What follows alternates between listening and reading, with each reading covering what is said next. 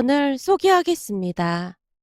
시댁으로 오라는 시어머님의 말에 퇴근 후 부랴부랴 시댁으로 갔습니다. 남편에게 급한 목소리로 전화를 했다기에 무슨 큰일이 생긴 줄 알았거든요. 그런데 우리가 들어가자마자 시어머님이 짜증스런 목소리로 쏘아붙였습니다. 대체 우리는 언제나 손주를 볼 수 있는 거니? 엄마, 급하게 불러놓고 그게 무슨 소리야? 나도 참을 만큼 참았으니까 그런 거 아니야. 대체 손주는 언제 보여줄 참이야?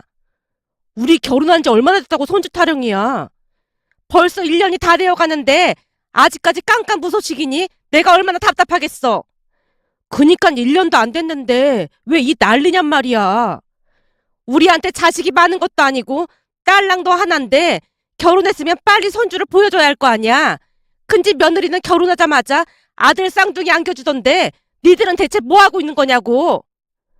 아무래도 큰댁에 다녀왔던 모양으로 큰댁 며느리까지 거론하며 시어머님이 목소리를 높이고 있었습니다. 설마 엄마 또 큰집에 다녀온 거야?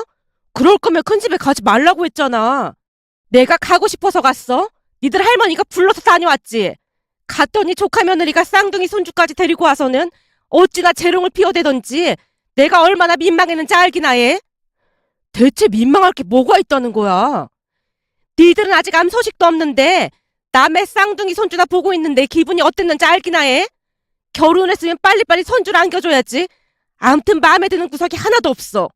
시어머님이 곁눈질로 저를 바라보다가는 중얼거렸는데요. 평소 시어머님은 매사 불평불만이 많은 사람으로 유명했습니다. 처음에는 그런 시어머님의 모습이 많이 낯설게만 느껴졌는데요.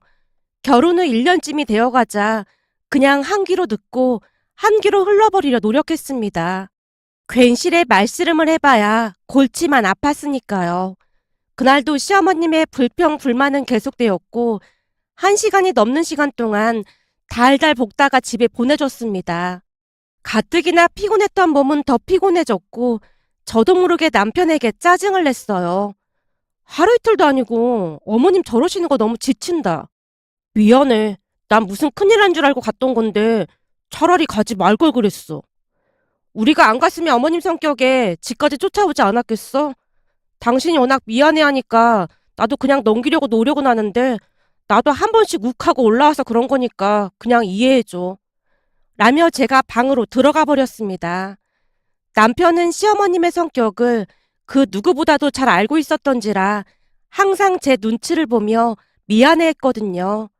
그렇게 몇 달이 더 지나갔고 드디어 우리도 바라고 바라던 임신을 했습니다. 그 주 주말 기쁜 소식을 전하기 위해 시댁으로 갔고 남편이 기쁜 목소리로 임신 소식을 전했어요. 엄마 아버지 드디어 임신했어요. 임신한 거니? 당연한 거 가지고 뭘 그렇게 호들갑을 떨어대고 있어. 엄마는 말을 해도 그렇게밖에 못해? 내가 뭘 어쨌다고 그래? 그걸 지금 몰라서 묻는 거야? 내내 손주 안겨달라고 노래를 불러놓고는 꼭 그렇게밖에 말을 못하냐고. 그냥 빈말이라도 칭찬 한마디 해줄 수 있는 거잖아. 시어머님의 행동에 당황한 남편이 불만을 쏟아내고 있었습니다. 남편이 정색을 한 채 시어머님을 몰아붙이자 그제서야 시어머님이 한마디를 툭 하고 던졌어요. 임신 축하한다. 근데 혹시 태몽은 꾼 거니? 아니요. 아직 기억나는 꿈은 없었어요. 반드시 아들 낳아야 하니까 항시 마음을 바르게 먹도록 해라. 어머님, 성별을 마음대로 할 수 있는 게 아니잖아요. 누가 그걸 몰라서 그러니? 반드시 아들 낳아야 하니까 그런 거잖니. 시어머님이 싸늘한 목소리로 대받아치고는 노려보고 있었습니다. 결혼 전부터 느낀 거지만 시어머님은 유난히도 며느리인 저를 좋아하지 않았어요. 제가 딱히 뭘 잘못한 것도 없는데 마음에 들어하지 않는 모습이었거든요. 첫 인사를 드리던 날도 제 얼굴을 보자마자 못마땅한 듯 말을 했으니까요. 무슨 눈이 왕방울만 하네. 눈이 너무 커서 무섭네. 엄마, 무슨 말을 그렇게 해? 우리 집 사람들 눈이 다들 작아서 눈 큰 거 보고 반했거든. 이 사람 눈 100만 불짜리 눈이니까 그런 말 하지도 마. 이제 보니 며느리가 너무 예뻐서 질투하는구나. 질투 같은 소리 하고 있네. 질투를 하긴 누가 질투를 한다고 그래. 눈이 너무 커서 영 적응이 안 되는구만. 그야 당연하지. 우리 집뿐만 아니라 친척들 중 눈 큰 사람 한 명도 없었잖아. 그러니 당연히 적응이 안 되겠지. 평소 눈이 작은 것에 엄청난 스트레스를 받았던 남편이었기에 제 큰 눈을 보고 한눈에 반했다고 했는데요. 그날 시부모님을 보고 왜 그랬는지 알 수가 있었습니다. 하나같이 눈이 작은 편이었으니까요. 그리고 시어머님은 제가 눈이 커서 적응이 안 된다는 말을 자주 했습니다. 어떻게 된 게 너를 보면 볼수록 왜 자꾸 이질감이 느껴지는 건지 모르겠다. 왠지 우리 집 사람이랑 어울리지 않고 너 혼자 겉도는 느낌이 들잖니. 그러니까 되도록이면 눈화장하지 마라. 그 큰 눈에 눈화장까지 하면 무섭기까지 하니까. 지금도 딱히 화장을 한 건 없는걸요? 그니까 앞으로 하지 말란 말이잖니. 시어머님이 정색을 한 채 쏘아붙였습니다. 그런 시어머님에게 말대꾸를 할까 잠시 고민을 하기도 했지만 자주 보는 것도 아니었기에 그냥 넘기려 노력했어요. 시댁에 다녀올 때마다 남편이 눈치를 보며 잘하려 노력하는 모습이었거든요. 그렇게 그날 우리가 임신 소식을 전했을 때도 시어머님이 다시 말을 꺼냈어요. 손주가 우리 쪽을 많이 닮아야 할 텐데 걱정이야. 특히나 누나 아빠를 닮아야 좋은데 엄마를 닮을까봐 걱정이 되네. 엄마, 누는 반드시 집사람을 닮아야 하는데 무슨 소리라는 거야? 네 눈이 뭐가 어떻다고 그래?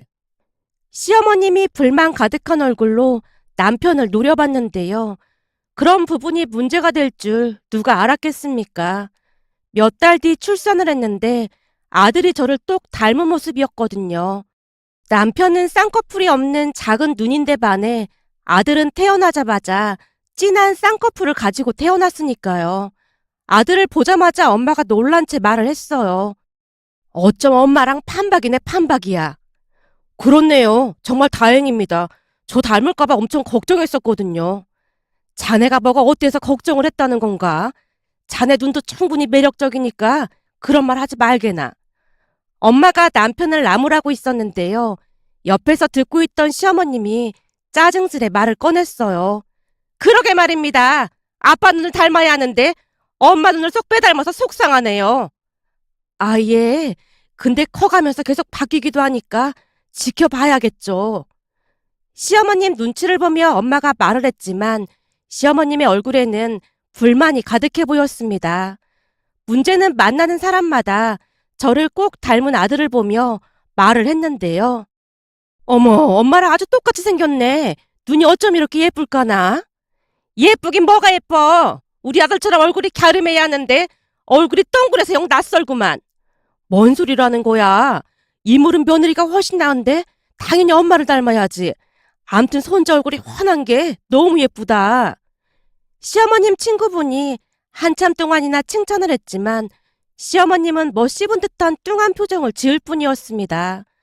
그 뒤에도 시어머님은 우리 아들을 예뻐하지 않았고 항상 불만을 토로했습니다. 어쩜 갈수록 지 엄마를 똑같이 닮아가네. 아무리 그래도 아빠를 닮은 구석이 하나도 없어. 라는 말을 달고 살았으니까요.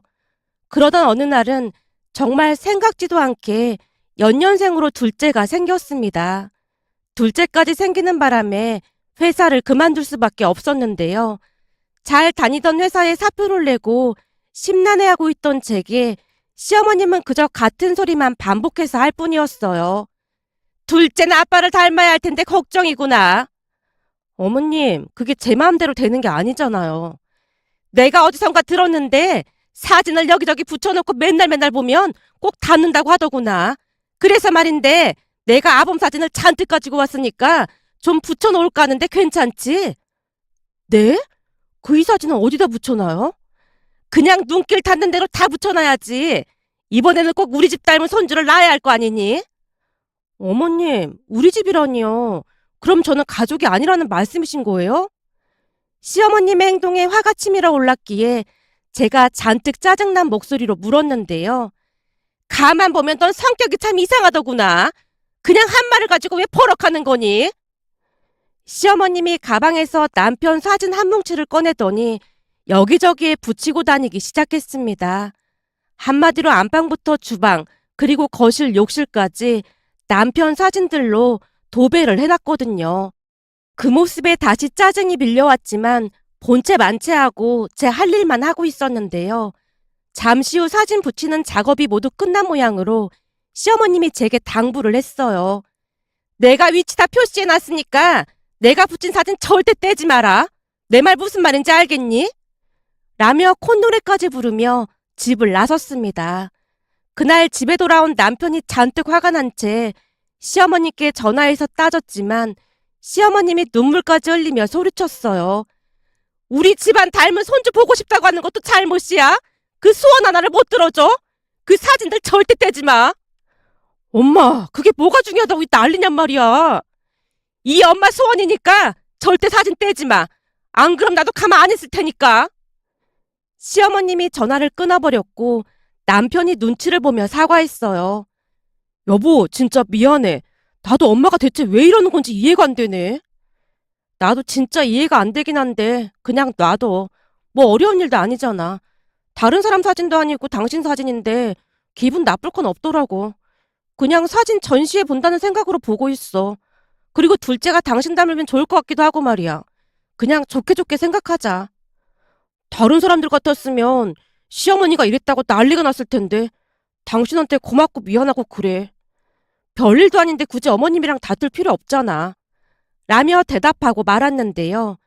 평소 성격 자체가 워낙 두리뭉실한 편이기도 했고 굳이 시어머님과 다투고 싶은 생각도 없었으니까요. 거기다 아들 닮은 손주를 보고 싶어하는 마음이 조금은 이해가 되기도 했고요. 그렇게 시간이 지나 둘째가 태어났고 시어머님의 소원이 이루어졌다고 해야 할까요? 둘째는 아빠를 꼭 닮은 모습이었습니다. 둘째를 보자마자 시어머님이 한박웃음을 지으며 입을 열었어요. 거 봐라! 내 방법이 통한 거야. 아무래도 우리 쪽을 닮은 것 같구나. 네, 그이랑 많이 닮았네요. 거봐, 내가 뭘 했어. 사진 붙인 게 효과가 있었던 거라니까. 라며 시어머님이 호들갑을 떨어댔습니다. 그 뒤 시어머님은 여기저기에 전화를 해서 자랑을 늘어놓기 시작했습니다. 그리고는 3개월이 되어갈 무렵 시할머님과 큰댁 가족들까지 초대했어요. 집 안으로 들어서던 시할머니께서 조용히 물었습니다. 첫째 손주 때는 오라는 말도 없더니 둘째 손주는 네 맘에 드는 손주가 태어난 모양이구나. 어머님이 그걸 어떻게 하셨어요? 내가 널 하루 이틀 본 것도 아닌데 뻔한 거 아니겠니? 어머님, 둘째 손주가 할아버지 모습을 그대로 빼닮은 거 있죠? 손주 며느리를 닮아야 예쁜데 왜 하필 할아버지를 빼닮고 난리야? 그게 무슨 말씀이세요? 우리 핏줄인데 당연히 우리 식구를 닮아야죠. 가만 보면 넌 생각이 짧아도 너무 짧은 것 같아. 그럼 손주 며느리는 우리 식구가 아니란 말인 거냐? 아무튼 말을 해도 참 생각 없이 말을 하고 앉았어. 평소 시할머님과 시어머님은 완전 반대되는 성격으로 두 분이 안 맞아도 너무나 안 맞았습니다. 큰댁에서 지내고 계신 시할머님께서 작은 집인 시댁에 오시는 일은 손에 꼽을 정도였으니까요. 그날도 시할머님은 내내 시어머님을 나무라다 큰댁으로 가셨는데요. 시어머님의 표정은 이루 말을 할 수 없을 정도로 짜증이 가득해 보였습니다. 그런데 둘째가 태어난 뒤 이런저런 문제들로 인해 시어머님과 부딪히는 일이 더욱 많아졌습니다. 가까이 살기 한 달에 몇 번씩은 친정에 갔는데 친정에 가면 엄마가 두 아들들을 돌봐줬기에 잠시나마 쉴 수가 있었거든요. 하지만 시어머님은 그 부분에 불만을 토로했고 한 달에 한두 번 정도 시댁에 갈 수밖에 없었는데요. 우려했던 일들이 일어나기 시작했습니다. 시어머님이 대놓고 첫째와 둘째를 차별하기 시작했거든요. 어느 날은 낮잠을 자고 있는 손주들을 보며 시어머님이 말했어요. 우리 둘째는 인물이 그냥 연예인을 해도 될 인물이다. 자는 모습만 봐도 첫째랑은 달라도 너무 다르잖니. 제가 보기엔 둘 다 너무너무 예쁜걸요. 첫째는 이목구비가 큼직큼직해서 예쁘고 둘째는 갸름해서 예쁘잖아요. 뭔 소리라는 거니? 나중에 크면 할아버지를 닮은 둘째가 훨씬 예쁠 거다. 예전부터 네 시아버지가 인물값 한다는 소리를 참 많이 들었거든. 근데 둘째가 할아버지 판박이야, 판박이. 라며 둘째에게서 눈을 떼지 못하는 모습이었습니다. 하지만 그날 놀러온 시어머님 친구분들이 감탄하듯 첫째를 칭찬했어요. 어머, 이 집 첫째는 가면 갈수록 얼굴이 꽃미남이 되어가네. 나중에 연예인 시켜도 되겠다. 진짜 예쁘네. 밖에 나가면 다들 예쁘다고 난리지. 아, 네. 아무래도 눈이 커서 그런 것 같아요. 눈만 큰 게 아니라 이목구비가 시원시원하잖니. 그러니 누가 봐도 예뻐 보이지. 시어머님 친구분들이 첫째에게만 관심을 보이자 시어머님이 빽하고 소리까지 질렀어요. 다들 뭔 소리라고 있는 거야? 누가 봐도 둘째가 훨씬 예쁘구만. 딱 봐봐. 할아버지를 그대로 닮았잖아. 니들도 우리 남편이 예전에 얼마나 잘생겼는지 잘 알잖아.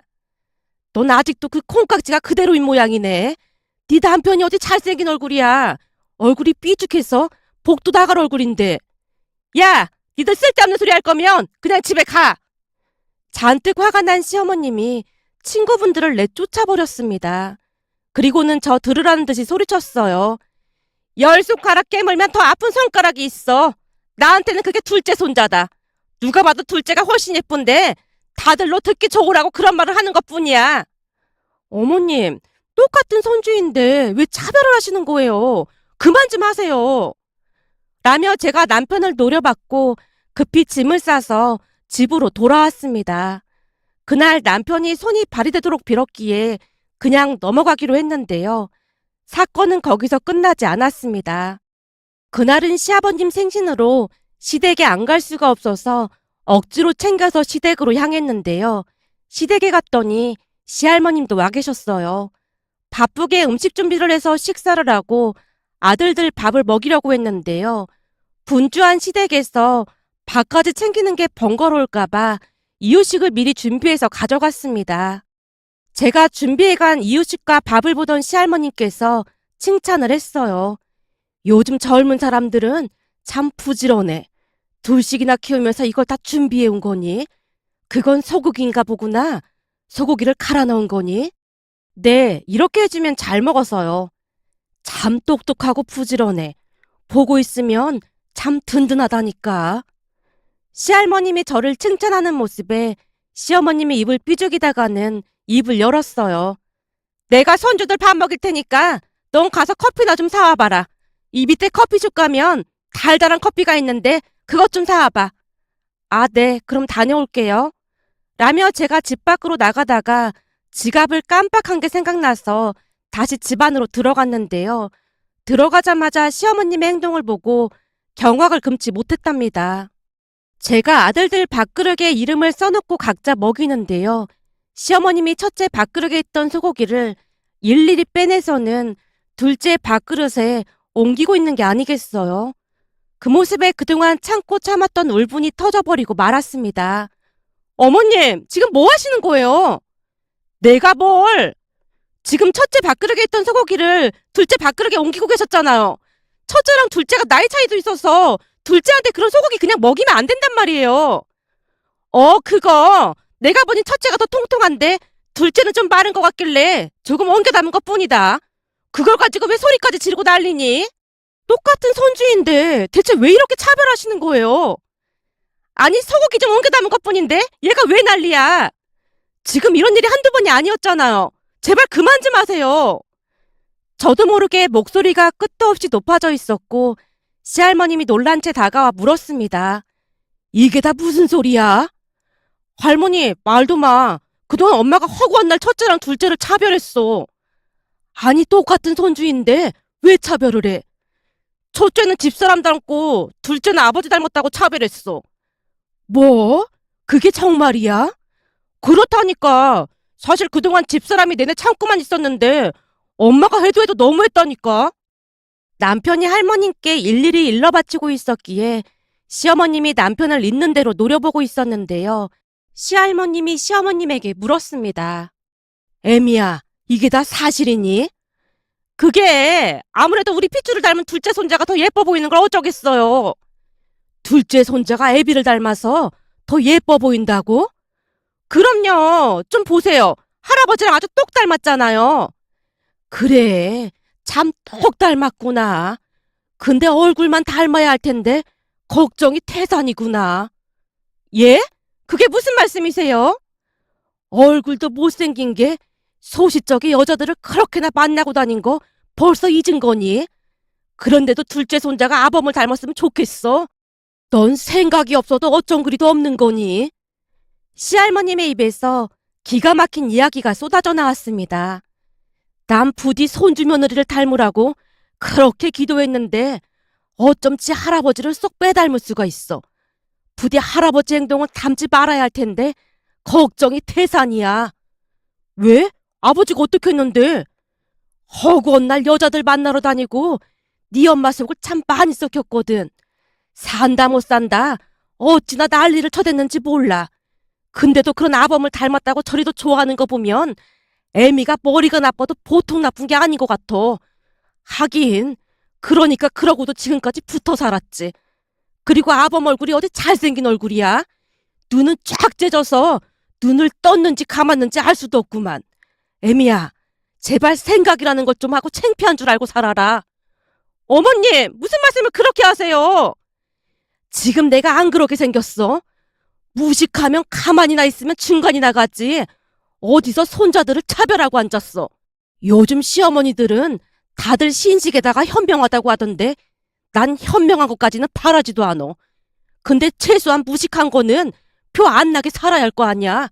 한 번만 더 손주들 차별하기만 해봐. 그땐 내가 무덤까지 가지고 가려고 했던 네 비밀을 다 폭로해버릴 참이니까. 뭐야, 엄마 비밀이 또 있단 말이야? 이따마다 내가 말이야 3박 4일을 말해도 다 못할 거다. 그 미순이 때도 말이야 나한테 무릎 꿇고 울며불며 아주 볼만했지. 시할머님 입에서 미순이란 이름이 나오자마자 시어머님이 경기를 한 채 할머님의 입을 막으며 소리쳤습니다. 어머님, 다시는 안 그럴게요. 진짜로 안 그럴게요. 참말이냐? 안 그랬다가는 내가 미순이 일을 그냥 싹 다. 어머님, 진짜 안 그런다니까요. 제발 좀요. 시어머님이 다시 혼비백산 한 채 벌쩍벌쩍 뛰고 있었습니다. 그러다가는 시어머님이 우리에게 말을 했어요. 니들은 그만 가봐. 왜? 난 미순 얘기 더 듣다 갈래. 그냥 가라면 가봐. 라며 시어머님이 짐까지 챙긴 채 우리를 내쫓았습니다. 그날 남편이 시할머님께 전화를 해서 미순이의 정체에 대해 물었지만 마지막 폐 한 장은 남겨둬야 한다며 할머님이 말을 아끼는 모습이었습니다. 그 뒤 미순이란 이름은 집안의 금기어가 되었고 시어머님은 같은 사람이 맞나 싶을 정도로 조용해졌습니다. 그 이후 시어머님은 더 이상 손주를 차별하지도 않았고 그냥 입을 꾹 다물고 있을 뿐이었거든요. 거기다 우리와의 만남 자체를 완전히 줄여버린 채 명절과 생신 때 외에는 오라는 소리도 하지 않았습니다. 그 모습이 너무나 신기해서 어느 날은 남편이 고모님께 미순이의 정체에 대해 묻기도 했는데요. 아, 미순이? 그 미순이한테 빠져서 네 아버지가 정신이 헷가닥해서는 네 엄마가 아버지 붙들고 울고불고 난리도 아니었지. 그땐 눈물 없이는 볼 수 없는 영화 한 편 찍었었지. 나도 자세한 얘기는 못하는데 아무튼 미순이가 참 예쁘긴 했어. 라는 말만을 할 뿐이었습니다. 시어머님은 지금까지도 아주 조용히 잘 지내고 계신답니다. 제가 비록 미순이란 분을 잘 알지는 못하지만 혹시 이 글을 보고 있으시다면 꼭 감사하다는 말을 전하고 싶습니다. 미순님, 항상 행복하시고 감사합니다. 오늘의 사연은 여기까지였습니다. 즐겁게 보셨다면 구독, 좋아요 부탁드립니다. 고맙습니다.